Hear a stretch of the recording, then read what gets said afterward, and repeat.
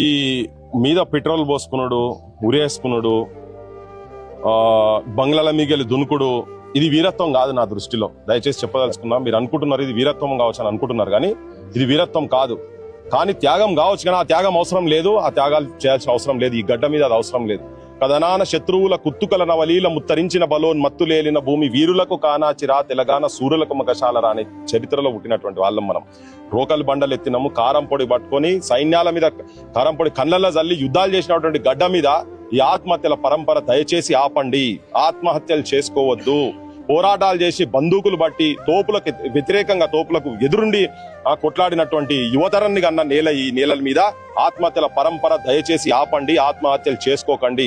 నిస్సహాయ స్థితిలకు పోకండి. ఇది త్యాగం అనుకోకండి. ఇది త్యాగం కాదు, వీరత్వం కాదు ఇది.